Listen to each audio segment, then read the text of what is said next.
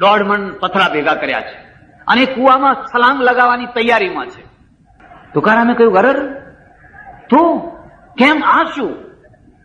અને ત્યારે એને કહ્યું, તુકારામ, હવે આ ધરતી ઉપર પગ મૂકવાની મારા માટે કોઈ જગ્યા નથી. આકાશમાં જગ્યા નથી, ધરતી ઉપર જગ્યા નથી, આ કુવા સિવાય મારા માટે કોઈ જગ્યા નથી. એટલે મારે હવે આ કુવો જ પૂરવાનો છે. મારાથી એક ભૂલ થઈ ગઈ છે. એને નાની ભૂલ કહો તો નાની, ને મોટી કહો તો મોટી. પુરુષ આવી 1000 ભૂલો કરે, 1000 ભૂલો કરે, અને છતાંય શાહુકારનો દીકરો થઈને બેસે. પણ સ્ત્રીથી જો એકાદ નાની ભૂલ થઈ ગઈ હોય તો સ્ત્રી માટે તો કુવા સિવાય બીજી કોઈ જગ્યા જ નથી. અને જેમ ખાનદાનીનું લેવલ ઊંચું, એમ ક્રૂરતાનું લેવલ પણ એટલું જ ઊંચું. સામાજિક ક્રૂરતાનું લેવલ પણ એટલું જ ઊંચું. સામાજિક ક્રૂરતા નીચેની પ્રજામાં નથી આવતી હોતી. સામાજિક ક્રૂરતાનું માપ તો ખાનદાનીના માપથી નીકળતું હોય છે. કઈ સ્ત્રીઓ બળી મળતી હોય છે? નીચેની સ્ત્રીઓ ક્યાં બળી મળતી હોય છે? કાઢી મૂકીને બીજાને જઈશું, વિધવા થઈ તો બીજાને જઈશું, નહીં જઈએ તો ખેતરમાં કામ કરશું, કોઈના કપડાં ધોશું, કોઈના વાસણ કરશું, 2 પોયરા છે તે તો પાર પાડી દઈશું. એ તો પોતાના પગ ઉપર ઉભી રહી શકે છે. જેમ જેમ ખાનદાનીનું લેવલ ઊંચું, ક્રૂરતા બે સાથે ચાલતા હોય છે. ખાનદાની, માન અને ક્રૂરતા ત્રણેયના પાટા એક સાથે. હું કોઈને મોઢું બતાવી શકું એમ નથી. તુકારામે કહ્યું, નહીં, હવે તમને મરવા નહીં દઉં, ચાલો મારી સાથે, મારા ઘેર ચાલો. અરે તને ખબર છે તારા દુશ્મનો કેટલા છે ને તારું લોહી પી જશે, તારું ચામડું ખેંચી નાખશે, અમારું પાપ બધું તારા ઉપર આવશે. માણસની મર્દાનગી રોજ મપાતી નથી હોતી. તમે રોજ બંદૂક ખંભા ઉપર ફેરવીને ફરતા હો ને ડાંગ હાથમાં લઈને ફરતા હો ને, એ કઈ રોજ કઈ એનો ઉપયોગ ના થાય. કોઈ વાર જ ઉપયોગ થાય. અને જયારે ઉપયોગ થાય ત્યારે બંદૂક મૂકીને તમે ભાગતા થઈ જાઓ. પછી રોજ ઉપાડ્યાનો અર્થ શું? રોજ ઉપાડ્યાનો અર્થ શું? મર્દાનગીના માપ પણ કોઈ વાર નીકળતા હોય છે. અને પ્રસંગો, તકો ફરીને આવતી નથી હોતી. એ તકો કાં તો તમને બરબાદ કરીને જતી હોય છે, કાં તો આબાદ કરીને જતી હોય છે. તુકારામે પથરા છોડાવી નાખ્યા. જે થવું હોય થાય. અને એક બીજી વાત હું તમને કહું છું, હું તમારો વધારે ટાઈમ લીધો પણ હવે નહીં વધારે લઉં. પ્રતિષ્ઠા જરૂર હોવી જોઈએ, પણ માણસ બળવાન એ છે, વીર પુરુષ એ છે કે ન્યાય માટે, સત્ય માટે કદાચ અપ્રતિષ્ઠિત થવું પડે, કદાચ કલંક લાગવું પડે, કદાચ લોકોથી હળધૂત થવું પડે, તો એવા હળધૂત થવા તૈયાર થાય. એ પેલા પ્રતિષ્ઠા કરતા એ અપ્રતિષ્ઠા મોટી છે. એ તો અપ્રતિષ્ઠા એ તપ છે. ગાંધીજી જયારે પરદેશ ગયા ત્યારે લોકોએ નાથબાર મૂક્યા એમને. તમારે નર્મદા શંકરને નાથબાર મૂકેલા, નરસિંહ મહેતાને નાથબાર મૂકેલા, થૂ કરી નાખેલું. આ બ્રાહ્મણના ઘરમાં કયો ચાંડાળ જન્મ્યો છે? જુનાગઢના નાગરોને જઈને પૂછી આવજો, અમારી નાગરી નાથમાં ચાંડાળ ક્યાંથી જન્મ્યો? આ કુળ ડુબાડનારો ક્યાંથી જન્મ્યો? જે હરિજનોના જઈને પ્રસાદ ખાઈ આવે છે, બસ એ ઝેર પચાવું છે. એ અપ્રતિષ્ઠા નથી, એ તપ છે. એની મોટામાં મોટું તપ છે. અને એ જ મર્દાનગી છે, એ જ ખુમારી છે. જયારે તુકારામ લઈ આવ્યા, બીજા દિવસે પેલા વિરોધીઓ હતા એ તો તરત જ આખા ગામમાં ભગત જોયો, પેલા ભગતને જોયો, ભગતનું ભોપાળું જાણ્યું. ત્યારે તો પેપરો નહીં એટલે સારું, પણ આખા ગામમાં એ વર્તુળની અંદર તુકારામના પ્રત્યે કઈ ધૂળ ઉડાડી, કઈ ગાળો દીધી, કઈ થૂંક્યા. તુકારામ અડીક છે. સ્થિત પ્રજ્ઞસ્ય કા ભાષા સમાધિસ્થસ્ય કેશવ સ્થિતધિ કિમ પ્રભાસેત કિમાસીત વ્રજેત કિમ. કોઈ વાર આ ઘડી આવતી હોય છે. એક અક્ષર બચાવ ના કર્યો, એક અક્ષર કશું નહીં. તમે કહો એ બરાબર, જેમ માનવું હોય એમ માનવું. અમારે આ 2 જીવ બચાવવાના છે, એક નહીં પણ 2 જીવ બચાવવાના છે. 15 દિવસ, મહિનો થતા જે અસલ માણસ હતો એ અસલ માણસને થયું કે ઓહો, પાપ મારું છે અને કલંક પેલા નિર્દોષ સંતને, પરોપકારી સંતને લાગ્યો છે, ધિક્કાર છે મને. અને પ્રગટ થયો કે આ મારી ભૂલ છે. અને ત્યારે પેલા ધૂળ ઉડાડનારા આરતીઓ લઈને લાયા, ના હો, તમે તો પહેલેથી જ અમે તો તમને જાણતા જ હતા, તમે તો મહાન સંત. તમે મહાન કહો તોય ભલે અને તમે પતિત કહો તોય ભલે, તમારા સર્ટિફિકેટની કોડીની એ કિંમત નથી. અને જો એ સર્ટિફિકેટ પ્રમાણે જો જીવન બનાવવા નીકળ્યા તો તમારું વ્યક્તિત્વ વિદૂષકથી વધારે જુદું નહીં હોય. એ વિદૂષક બનાવીને મૂકશે. એટલે સજ્જનો, આજે જે મંડળીની આપણે રજત જયંતિ ઉજવી રહ્યા છીએ, એ મંડળી હે સુવર્ણ જયંતિ ઉજવી રહ્યા છીએ. લગભગ 50 વર્ષથી આ પ્રદેશમાં ભાગમાં એ મંડળી કામ કરે છે અને મને પૂરી ખબર નથી, પણ હું એટલું સમજી શકું છું કે આના દ્વારા કેટલાય ખેડૂતોનું કલ્યાણ થયું હશે, કેટલાય ખેડૂતો શોષણથી બચ્યા હશે, કેટલાય ખેડૂતોને પ્રોત્સાહન મળ્યું હશે. અને એ પ્રોત્સાહન અને ખાસ કરીને આર્થિક સ્થિતિને ઊંચી લાવવાની પ્રવૃત્તિ, એના દ્વારા ઘણાની એબો ઢંકાઈ હશે, ઘણાના દોષો ઢંકાયા હશે. યાદ રાખજો, દોષને ઢાંકવાનું સૌથી મોટામાં મોટું સાધન પૈસો છે.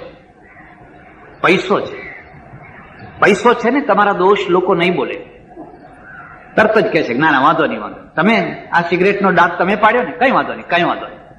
પૈસો દોષોને ઢાંકે છે.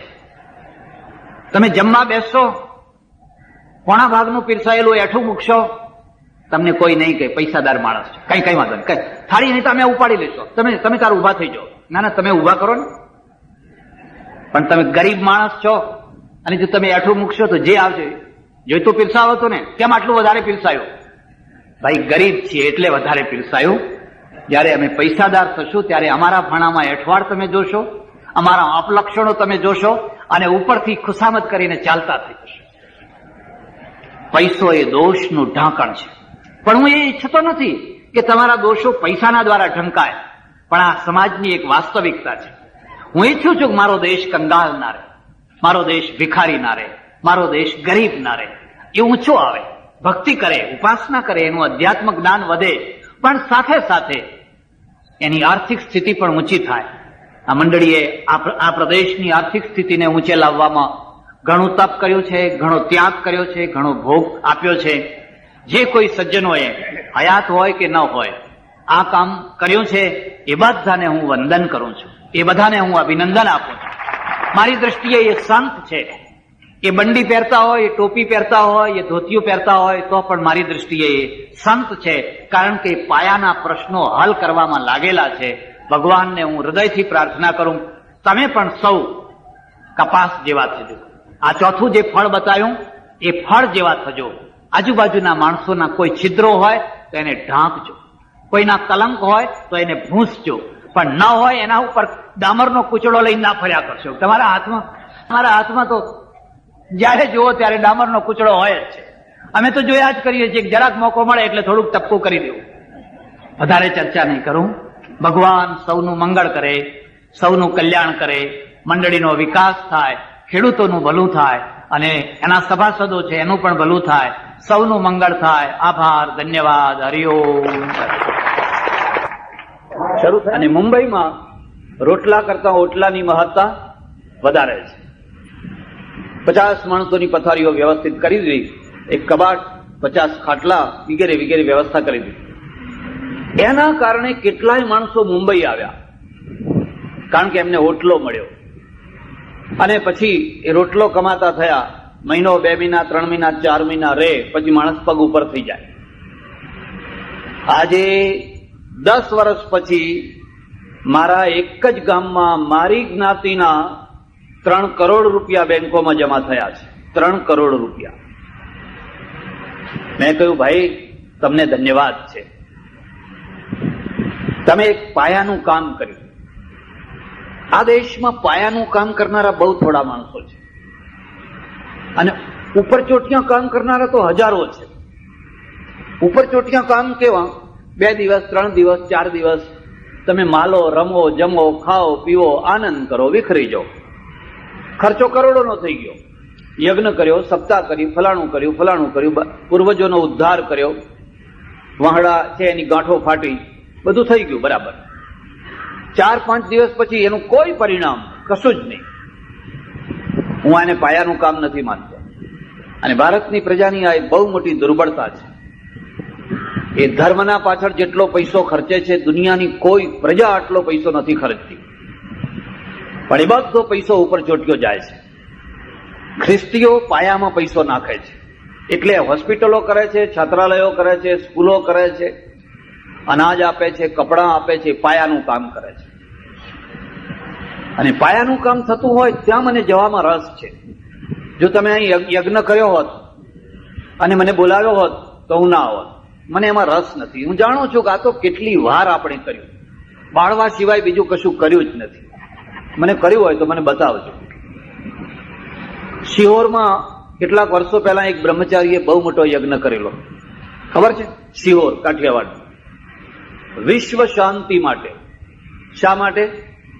હવે વિશ્વ શાંતિ તો અમેરિકાના હાથની વાત છે, રશિયાના હાથની વાત છે. મારા યજ્ઞના કારણે કઈ વિશ્વ શાંતિ થવાની નથી. આપણે તો અત્યારે ગૃહ શાંતિ જ કોઈ બેઠા છીએ. વિશ્વ શાંતિની વાત તો બહુ દૂર રહી, પણ આ ઘરની અશાંતિ જેટલી મોટી ઉપાધિ કરી રહી છે. પણ પ્રજાના મગજમાં બહેકાઈ જવાની એટલી વાતો ભરી દીધેલી છે કે બહુ જલ્દીથી પ્રજા બહેકાઈ જાય છે. પછી થયો તો દુલાભાયા કાગ ત્યાં ગયા. નામ સાંભળ્યું? કાઠિયાવાડના બહુ ગજબનો કવિ. નાભીમાંથી પરાવાણી નીકળે અને ગામથી ભાષામાં નીકળે. ગામથી ભાષામાં જે જોર ને એ આ ચીપી ચીપીને શણગારેલી ભાષામાં એ જોર ના આવે. એનું હૃદય કકળ્યું, ભડકા ભડકા ભડકા ભડકા ભડકા બધી વેદીઓ. અને એને તરત કવિતા રચી, દેવી પુત્ર ઈ ભાંડુ હજારો ગામડિયા. શબ્દો ઉપર ધ્યાન દેજો. ઈ ભાંડુ હજારો ગામડિયા જે જન્મતા રોગના ભોગ બન્યા, એના આંગણે ના કોઈ વૈદ્ય ગયા, દુઃખ દર્દ કોઈએ પૂછ્યા જ નથી, અકાળે મૃત્યુને શરણ થયા. કયા ભાંડુ? આપણા પેલા ગામડામાં રહેનારા આદિવાસીઓ, ગરીબ માણસો, અકાળે મૃત્યુને શરણ થયા. હવે આ પ્રસ્તુત વાત ઉપર આવ્યા. લાખો યજ્ઞ તણા ભડકે ભડકે, પેલા દીનજનોની ચિતા સળગે. લાખો યજ્ઞ તણા ભડકે ભડકે, પેલા દીનજનોની ચિતા સળગે. કવિ જયારે બોલે છે, નિર્ભય થઈને બોલે છે, સ્પષ્ટ થઈને બોલે છે, ત્યારે કવિ નથી બોલતો, ભગવાન બોલે છે. શર્ત એ છે કે સામે સાંભળનારો ભગવાનનો ભક્ત હોવો જોઈએ, આંધળો ન હોવો જોઈએ. એટલે પાયાનું કામ આ દેશમાં આપણે બહુ જલ્દી નથી કરી શકતા. મારે જો શીતળા માતાનું મંદિર બાંધવું હોય તો આજે પણ હજારો રૂપિયા દાન આપનારા મને મળી રહે. શીતળા માતાની ફિલ્મ કાઢે, એની આરતી ચાલે, એને જય જય શીતળામાં એમ બધા ગાય, બધા ભેગા થઈ. પણ જો શીતળાની રસી કોળવા માટે પ્રયોગશાળા જો ઉભી કરવી હોય તો કોઈ પૈસો આપવા તૈયાર નથી. શીતળાની રસીથી કામ થવાનું છે કે શીતળાના મંદિરથી કામ થવાનું? આનું નામ છે જૂનવાણી વલણ. જે વલણે આપણને પછાત બનાવી દીધા. એટલે પેલા ભાઈએ મને કહ્યું, મને બહુ આનંદ છે, મારો પૈસો મેં વાવી દીધો કે મારા સમાજના બાળકો ઊંચા આવ્યા અને કેટલાક તો મારા કરતા આગળ વધી ગયા. એમનામાં પ્રતિભા હતી, બુદ્ધિ હતી, શક્તિ હતી, કોઈ આંગળી પકડનાર નતો. અને આંગળી પકડવાનું કામ મને ભગવાને સોંપ્યું, કારણ કે મારા કાંડામાં જોર હતું. એટલે મેં ઘણાની આંગળીઓ પકડી, અને ઘણાની આંગળીઓ પકડી તો ઘણા ઊંચા આવી ગયા. આનું નામ કહેવાય વ્યક્તિની આર્થિક સમૃદ્ધિ સમાજની સમૃદ્ધિમાં બદલાઈ જાય. સમાજને સીધું દાન આપવું અલગ વસ્તુ છે, અને સમાજના માણસોને બેઠા કરવા અને ગૌરવપૂર્વક, માનપૂર્વક એને જીવન આપવું એ પણ અલગ વસ્તુ છે. અને હું તો ઈચ્છું છું, રોજી આપવા જેવો કોઈ યજ્ઞ નથી. બીજા બધા યજ્ઞો કરતા કોઈ માણસને રોજી આપો, એને કોઈ ધંધે વરગાડો. એ રોજનો સ્વાહા એના બાળકો ખાશે, એ રોજ આહુતિ છે. એના જેવો કોઈ મોટો યજ્ઞ નથી. બ્રહ્મભટ્ટ સમાજ આજે બે ભાગમાં વહેંચાયેલો છે. એટલે એનું કલ્ચર પણ બે ભાગમાં વહેંચાઈ રહ્યું છે. અને તમારે આગળ એના પ્રશ્નો ઉભા થવાના છે. પહેલા જે પ્રશ્નો નતા એ આગળ ઉભા થવાના છે.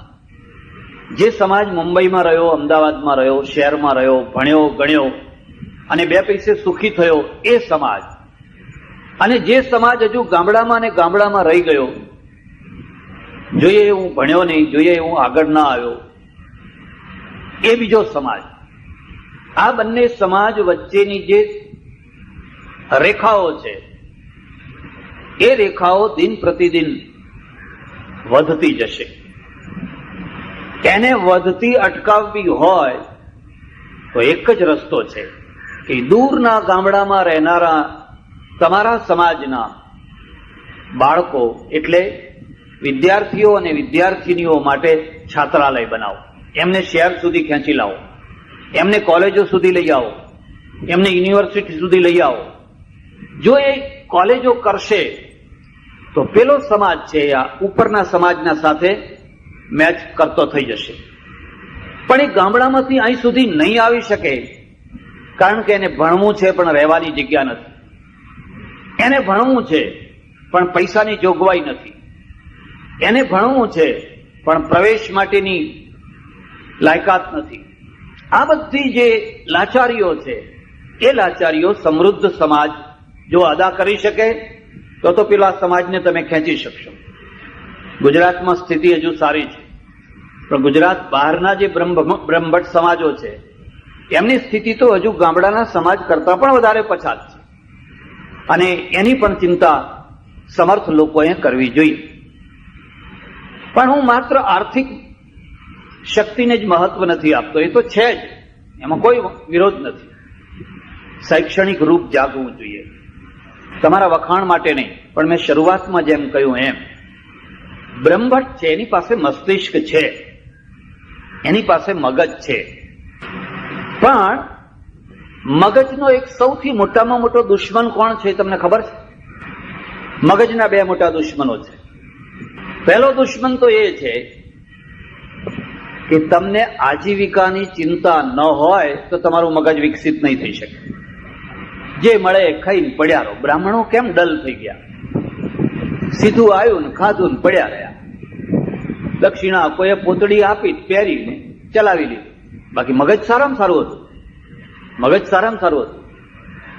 પણ આ જે વાતો આ ચડોતરમાં જ જુઓ, આ ચડોતરમાંથી પાટીદારો બહાર ગયા, બીજી કોઈ કોમ બહાર ના ગઈ. વાણિયા બહાર ના ગયા, બ્રાહ્મણો ના ગયા, ઠાકોરો ના ગયા, ફલાણા ના ગયા, ફલાણા ના ગયા. પાટીદારો ઘર ઘરમાંથી બહાર ગયા. કેમ પાટીદારો જ કેમ બહાર ગયા? એનું એક જ કારણ હતું કે એક તો એની આજીવિકા પર આધીન નથી, એ સીધા ખાઈને જીવનારી પ્રજા નથી, એ હવાડાવાળી પ્રજા નથી, અને એની આવશ્યકતાઓ મોટી હતી. એટલે તમારી આવશ્યકતાઓ નાની કરી નાખો, થોડી કરી નાખો, તમે ડલ થઈ જશો.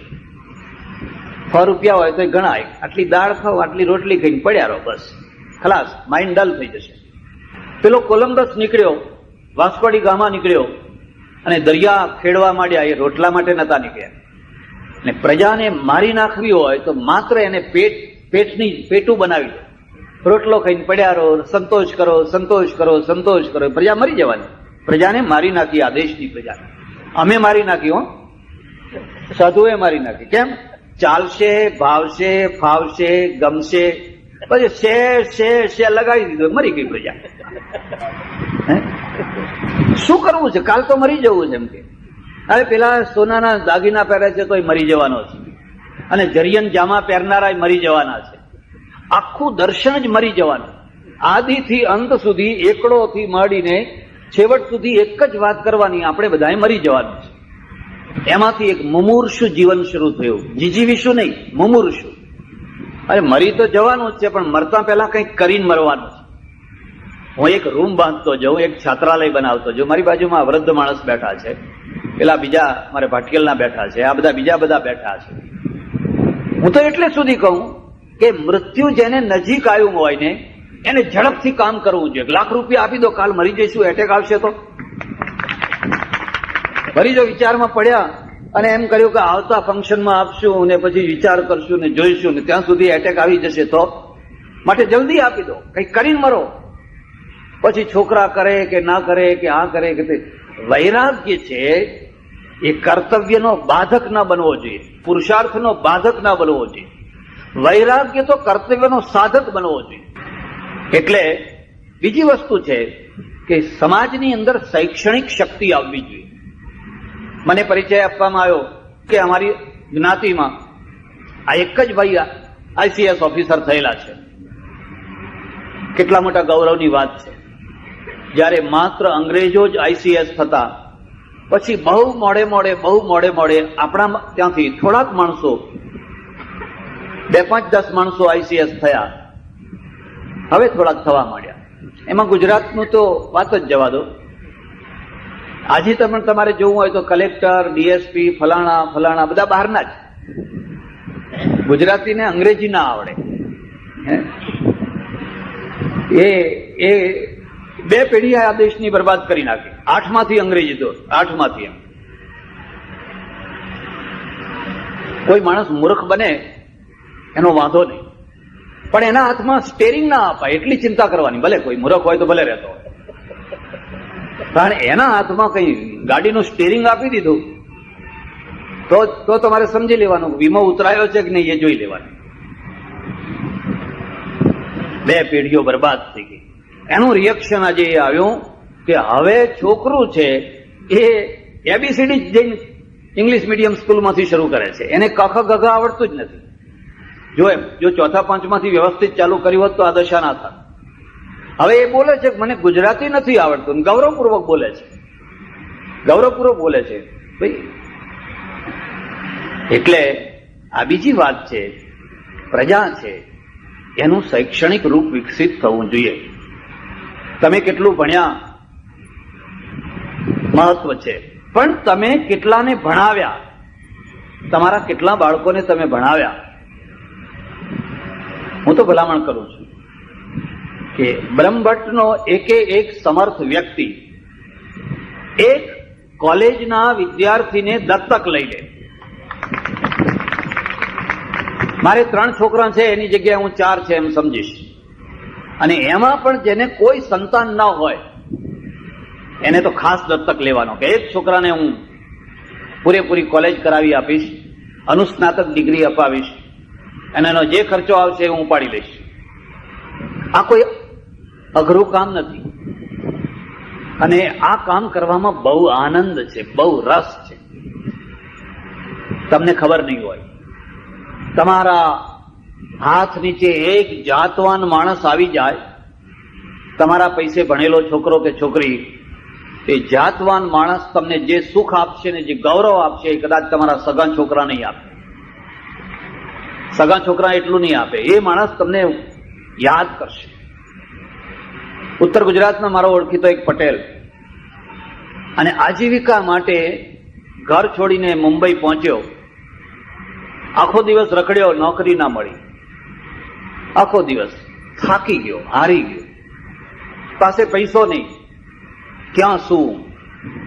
દૂરના પરામાં એક ઓટલો જોયો, નાનું સરખું મકાન ને ઓટલા ઉપર જઈને રાત્રે સૂઈ ગયો. અને થાકેલો એટલે ઘસઘસાટ સૂઈ ગયો. સવાર થયું, એ જાગ્યો નહીં, પણ એને જગાડવામાં આવ્યો. એ ઘરમાં એક ડોશી રહે, મહારાષ્ટ્રીયન બાઈ, એક ડોશી રહે. એને બારણું ઉગાડ્યું, જોયું તો એક છોકરો સૂતેલો છે, જુવાન માણસ. એને જગાડ્યો, મરાઠીમાં બોલવા લાગ્યો, તો અહીં કેમ સૂઈ ગયો છે? આંખો ચોડતો એને કહ્યું કે હું નોકરી માટે આવેલો, નોકરી મળી નહીં, સુવાનું મળ્યું નહીં, તો આ ઓટલા ઉપર સૂઈ ગયો છું. કોણ જાણે કેમ, પણ ડોશીને કંઈક લાગણી થઈ. એને કહ્યું ગભરાઈશ નહીં, ચિંતા ના કરીશ, ચાલ અંદર આવ.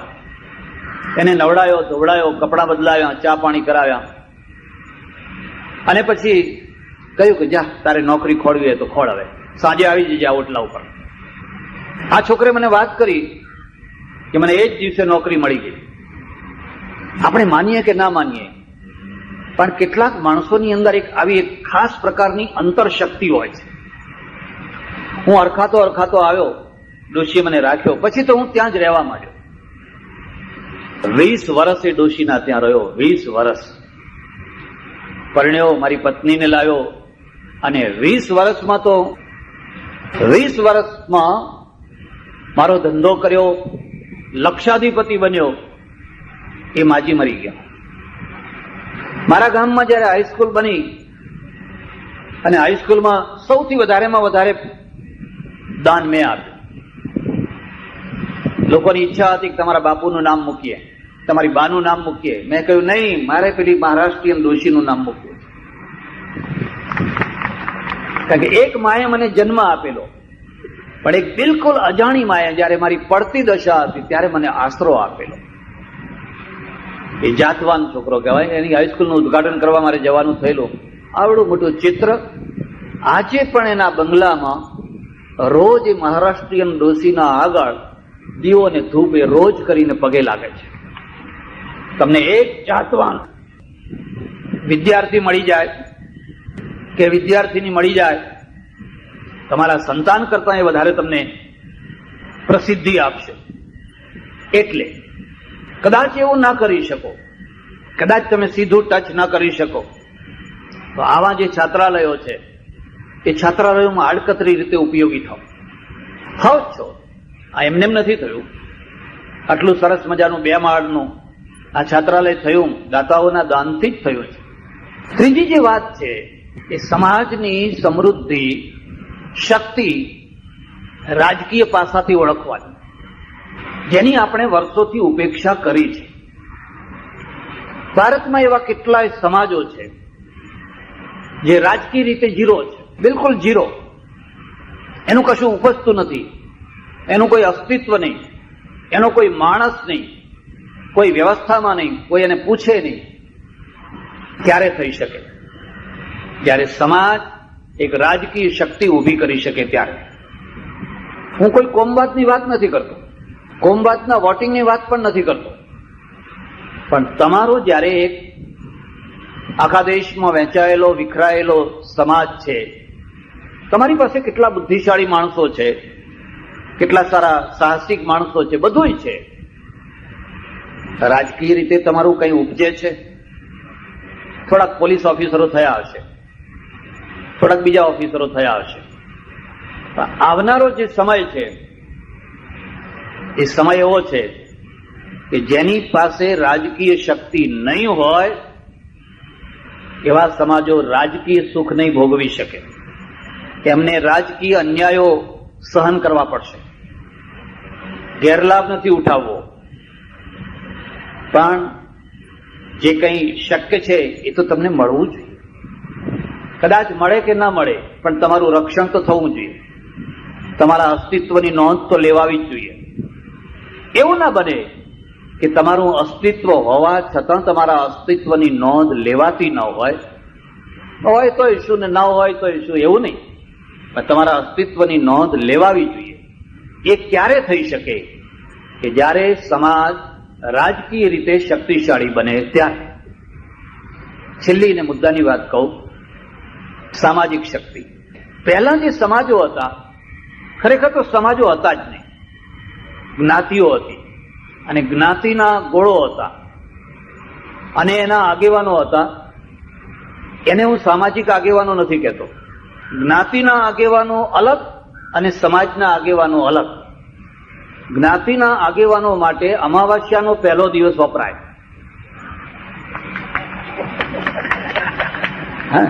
અમાવાસ્યાનો, પૂનમનો પહેલો દિવસ નહીં, અમાવાસ્યાનો પહેલો દિવસ. કારણ કે દંડ જ કરવાના, એમનું કામ જ દંડ કરવાનું, બીજું કોઈ કામ નહીં. અને દંડ કરવામાં કોનો દંડ કરવાનો? સિંહનો દંડ ના થાય, વાઘનો દંડ ના થાય, કે સિંહ કદી પાપ કરે જ નહીં, તો પરાક્રમ કરે. એમ જ્ઞાતિમાં જે સિંહ જેવા હોય એનો દંડ ના કરાય, એ તો બધા પરાક્રમી કહેવાય. ત્યારે દંડ કોનો કરવાનો? સસલાનો. કારણ કે એ પાપી, એ જ પાપી બધા. હરણ છે, સસલા છે, એવા જે ગરીબ હોય, શક્તિ વિનાના હોય, એના ઉપર કેમ દીકરી ત્યાં આપી, કેમ 12મું ના કર્યું, કેમ ફલાણું ના કર્યું, કેમ આ રિવાજ ના કર્યો. તે 3 દિવસ સુધી ખાટલા ઉપર બેઠા બેઠા હોકા પીવે, શીરો ખાય અને બધી પંચાયત કરે, અને પછી દંડ કરીને ઉભા થાય. એને હું સમાજ નથી કહેતો. છેલ્લા કેટલાક સમયથી એ જ્ઞાતિના આગેવાનોનું રૂપ બદલાયું, હવે સામાજિક રૂપ મળ્યું. અને સામાજિક રૂપમાં શું છે? એને પહેલી ચિંતા થાય, મારા સમાજમાં છાત્રાલય છે કે નહીં, મારી દીકરીઓ પરણે છે કે નહીં, કોઈ વિધવાઓની શું દશા છે, ત્યક્તાઓની શું દશા છે, મારા સમાજના બેરોજગાર માણસો છે એની શું દશા છે, ઘરડા માણસોની શું દશા છે. સમાજના જે લાચાર અંગો છે એનો જે વિચાર કરે અને વિચાર કર્યા પછી એનો જે ઉપાય શોધે અને એ ઉપાયમાંથી સમાજને શક્તિ મળે તો એ સોશિયલ શક્તિ કહેવાય. સમૂહ લગ્નો કરો, પહેલા ક્યાં થતા હતા? કેમ? મધ્યમ વર્ગના બીજા વર્ગના બિચારા ઘણા માણસો છે, એ બધું ના કરી શકતા હોય તો એક જ સાથે 10, 15, 20, 25, 50 લગ્નો કરી નાખો. મને ખબર નથી કે તમારે ત્યાં સમૂહ લગ્ન બહુ નાના પાયા ઉપર થતા હશે, હજુ મોટા પાયા ઉપર નહીં, શરૂ થયા છે ને. એને પ્રોત્સાહન આપો, એને ખાસ પ્રોત્સાહન આપો. કૃષ્ણ અને સુદામા એક માંડવે પરણવો જોઈએ. બધા સુદામા ભેગા કરશો તો નહીં ચાલે હો. તમે સમજો બધા સુદામા આવે તો એ સોશિયલ ક્રેડિટ ઓછી થઈ જાય એની, એટલે ઘણા લોકો ડાયરેક્ટ ના ભાઈ ક્રેડિટ લેસ થવાનું થાય છે. પણ કૃષ્ણ અને સુદામા બેયને બેસાડો એક સાથે. મારા ઓળખીતા એક પટેલ હતા, મારી પાસે આવ્યા, મને કે બંગલાનું ઉદ્ઘાટન કરવાનું છે, તમે આવશો? મેં કહ્યું કેટલા લાખનો બંગલો બાંધ્યો છે? કે 24 લાખનો. ઉદ્ઘાટનમાં કેટલો ખર્ચો કરશો? 5-6 લાખ થઈ જશે એમ કે સહેજે. એક શરતે આવું કીધું. શું શરતે? કે આ તારા બંગલાના ઉદ્ઘાટનમાં 5-6 લાખનો ખર્ચો જયારે કરવાનો છે ત્યારે ભેગા ભેગો સમૂહ લગ્ન ગોઠવી દે તમારી જ્ઞાતિના. તો વિચારમાં પડી ગયો. મેં કહ્યું જો આમે બધાને જમાડવા તો છે જ કે હા, તો જમાડવા ભેગા જમાડવાના. તારા આંગણે 15, 10, 15, 20 કન્યાઓ પરણે અને એનો તું બાપ થા.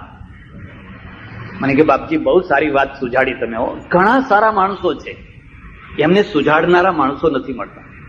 જો એને સુજાડનારા માણસો મળે તો ઘણા સારા માણસો. તમને નવી લાગશે, એને વાત સ્વીકાર કરી લીધી અને બંગલાના ઉદ્ઘાટનમાં 2 મહિના પહેલેથી પ્રચાર કરી 18 કન્યાઓ પરણાવી. 18 કન્યાઓ. મેં કહું ખર્ચામાં શું ફરક પડ્યો? મને કે પૈસોય નહીં, આ તો બધા જમણવારમાં આવવાના જ હતા, પણ ક્રેડિટમાં ફરક પડ્યો. શું ફરક પડ્યો? પહેલા જો મેં બંગલાનું ઉદ્ઘાટન કરાવ્યું હોત તો એ મારો વ્યક્તિગત પ્રસંગ થાત, પણ જયારે મેં આખા સમાજનો આ પ્રસંગ કર્યો તો મારી ક્રેડિટ આખા સમાજમાં વધી ગઈ. લોકોએ કહ્યું ધન્ય છે, ધન્ય છે, ધન્ય છે. તો તમે મારા એના એ પૈસે મને બહુ આબરૂદાર બનાવી દીધો. આનું નામ સમાજ પ્રેમ કહેવાય. તમે જયારે કંઈક પણ કામ કરતા હો, એક જ દાખલો તમને આપો કે તમે આણંદમાં રહેતા હો કે વિદ્યાનગરમાં રહેતા હો અને તમારે આંગણે સત્યનારાયણની કથાનો પ્રસંગ હોય કે બીજો કોઈ નાનો સરખો પ્રસંગ હોય, પછી 50-100 માણસો જમવાના હોય તો જમાડો. પણ તમને તરત જ યાદ આવે બ્રહ્મભટ્ટ છાત્રાલયના બધા વિદ્યાર્થીઓને મારે જમવા બોલાવા છે. કદી યાદ આવે છે? આ બ્રહ્મભટ્ટ વિદ્યાલયમાં રહેનારા જે 15, 20, 25, 50 વિદ્યાર્થીઓ હોય એને મારે બોલાવા છે, જમાડવા છે. બસ એક નાની વાત છે, કોઈ બહુ મોટી વાત નથી. પણ તે દિવસે તમારા મનમાં અને આ આવનારા વિદ્યાર્થીઓમાં જે ભવિષ્યમાં કલેક્ટર થવાનો છે, ડીએસપી થવાનો છે, એ તમારા એક દિવસનો પ્રસંગ યાદ કરશે. અને તમારે મનમાં એવી પણ હોશ જાગે કે એક વિદ્યાર્થીને મારે એક પાટલુનનો પીસ આપવો છે. તમને ખબર નથી કે કોલેજમાં ભણનારા વિદ્યાર્થીને ઘણી વાર કયું પાટલુન પહેરીને કોલેજમાં જવું એની જ ચિંતા હોય છે. તમે એ ચિંતા ભોગવી ચૂક્યા હોત તમને ખબર હશે. સાથેના વિદ્યાર્થીઓ રોજ નવા પાટલુન પહેરીને આવતા હોય અને એને બિચારાને એનું એ જ રોજ પહેરીને જવાનું થતું હોય તો એના મગજ ઉપર એની અસર થાય. પછી એક પેલી લારી ઉપર જઈને કાંક પેલું લઈ આવે, પછી ફિટિંગ કરાવે જેમ તેમ. પણ એ વખતે એક માણસ બધાને પાટલુનના પીસ આપે અને એ પહેરે એટલે એને આખી જિંદગી યાદ રહે. બસ આ તક ઝડપવાની જરૂર છે. આમાંથી એક સમાજ બેઠો થતો હોય, એક સમાજનો પ્રેમ ઉભો થતો હોય છે, એક સમાજની જાગૃતિ આવતી હોય છે. જો એ જાતવાન હશે ને, આખી જિંદગી તમારા પાટલુનના પીસને નહીં ભૂલે, આખી જિંદગી તમારા ભોજનને નહીં ભૂલે. કારણ કે છાત્રાલયમાં રહેનારા ને જમનારાઓને પણ લાગણીની જરૂર હોય છે. એને પણ લોજમાં જમવું, મેસમાં જમવું અને પોતાના આત્મીય માણસના ત્યાં જઈને જમવું, એમાં કેટલું મોટું અંતર છે. એટલે એક સોશિયલ જાગૃતિ, એક સોશિયલ શક્તિ.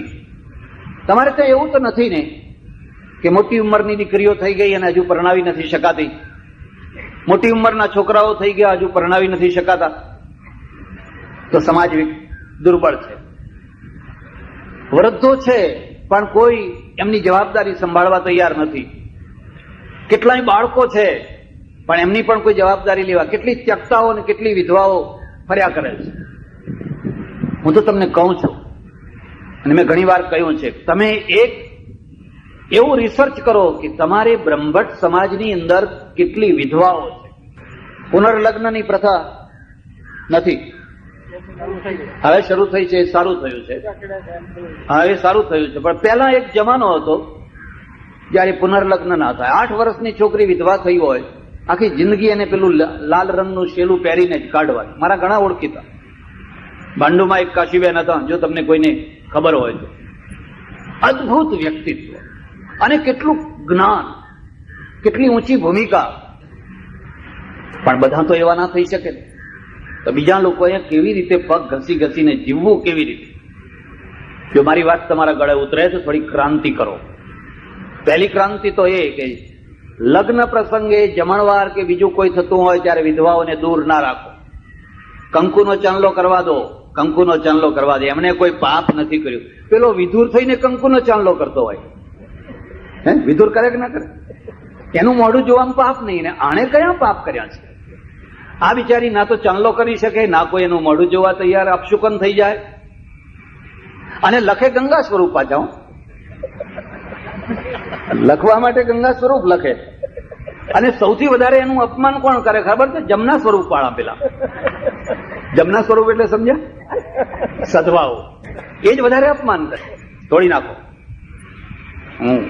આમાં જો છોકરાઓ બેઠા હોય તો એમને કહું છું, તમે પરણો ત્યારે તમારી માં જો વિધવા હોય તો એના દ્વારા જ પૂંખાજો, એમના દ્વારા જ. માં તારા જેવું કોઈ દુનિયામાં પવિત્ર નથી, તારે ખૂણામાં છુપાવવાની જરૂર નથી. તું કંકુનો ચાંદલો કર, વાળ રાખવાના.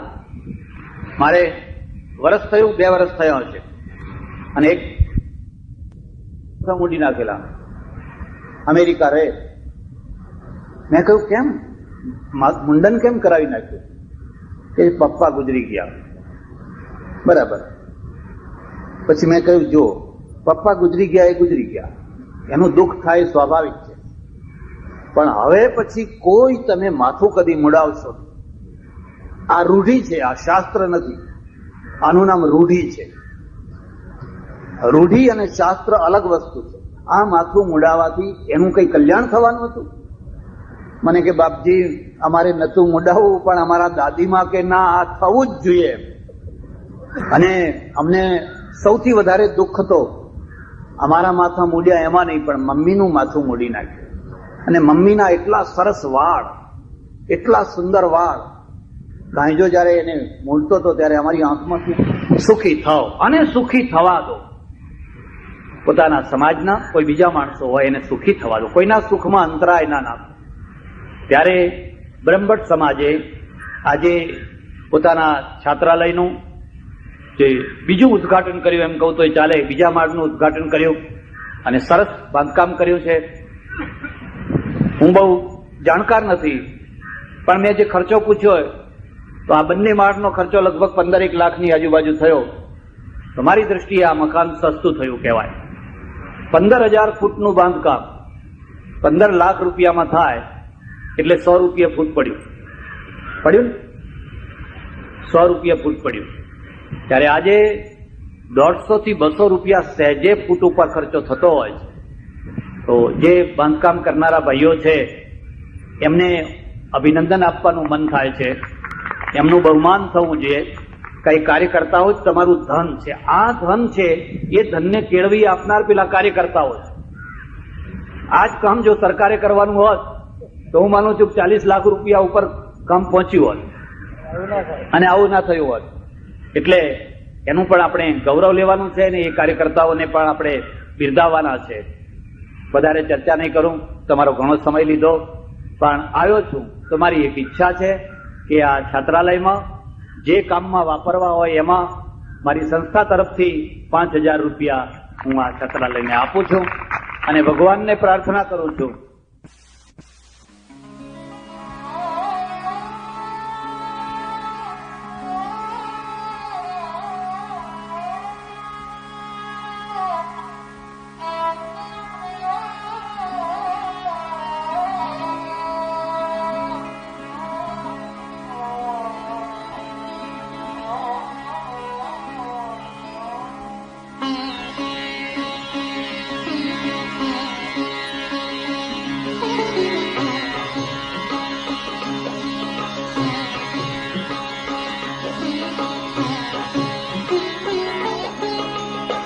संत परम हितकारी जगत माही, संत परम हितकारी। संत परम हितकारी जगत माही, संत परम हितकारी। संत परम हितकारी जगत माही, संत परम हितकारी।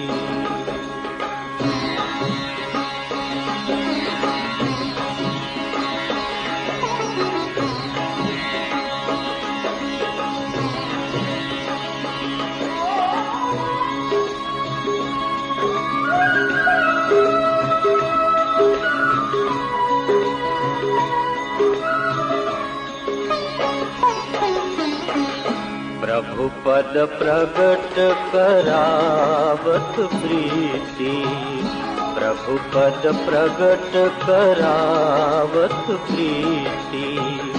धर्म मिटावत भारी, परम कृपालु सकल जीवन पर, परम कृपालु सकल जीवन पर। हरि सम सब दुख हारी जगत माही, संत परम हितकारी। संत परम हितकारी जगत माही, संत परम हितकारी।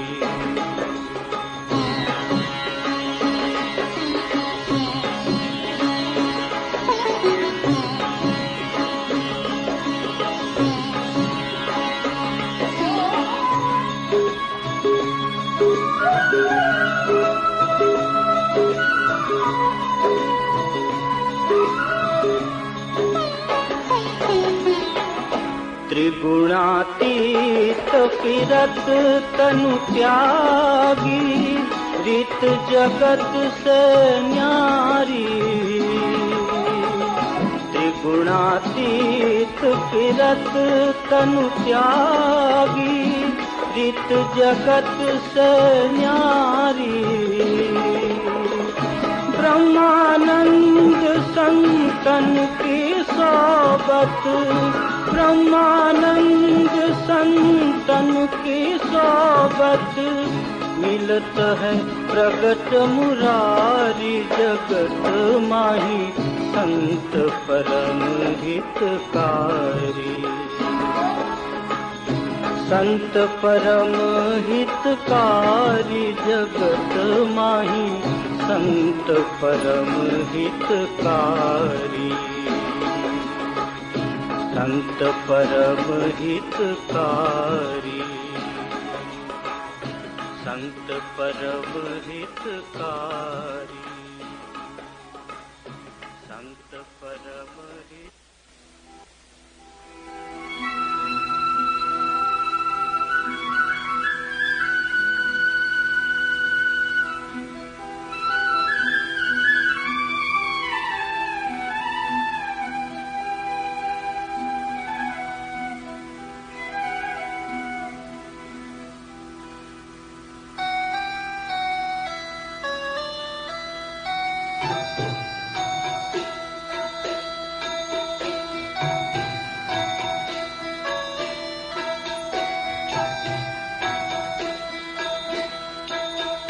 शिर साटे नटवर नेवरिए,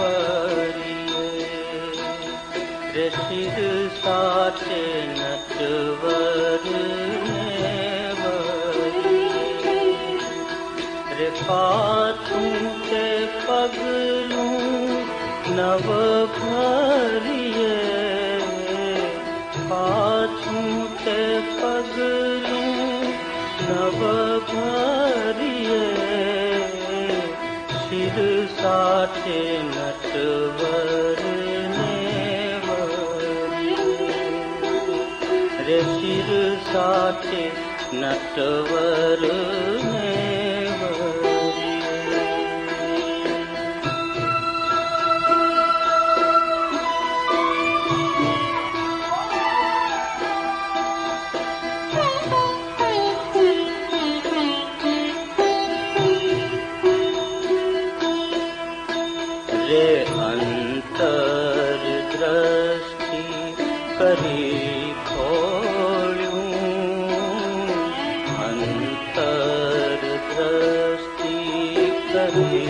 ખોળ્યું રે ડહાપણ જાજુ નવડોળ્યું એ હરી સારું માથું ખોળ્યું રે સમજા વિના નવ રે રણ મધ્ય જઈ નવદરીએ ત્યાં મુખ પાણી રાખી મરીએ રે શિર સાથે નટવરને રે શિર સાથે નટવરને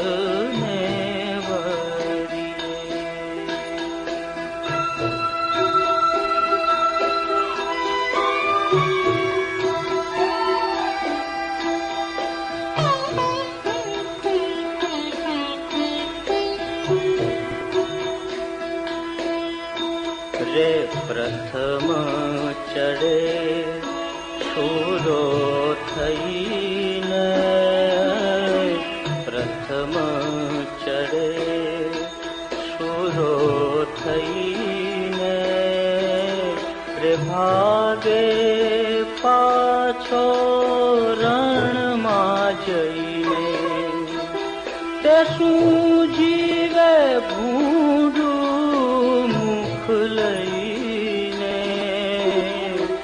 પહેલું જ મનમાં રે હોડે હોડે જૂથે નવ ચડીએ જો ચડીએ તો કટકા થઈ પડીએ શિર સાથે નટવરને રે શિર સાથે નટવરને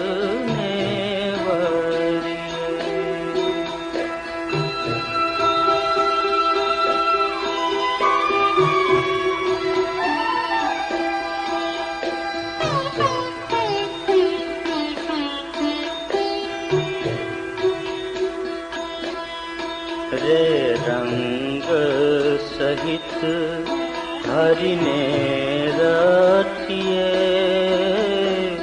રંગ સહિત હરિને રચીએ રે હાથ વાગે પાછા નવ હચીએ બ્રહ્માનંદ કહે ત્યાં બ્રહ્માનંદ કહે ત્યાં મરી મતીએ બ્રહ્માનંદ કહે ત્યાં મરી મતીએ રે શિર સાથે નટવરને વરીએ રે પાછું તે પગલું નવ ભરીએ શિર સાથે નટવરને વરીએ રે શિર સાથે નટવરને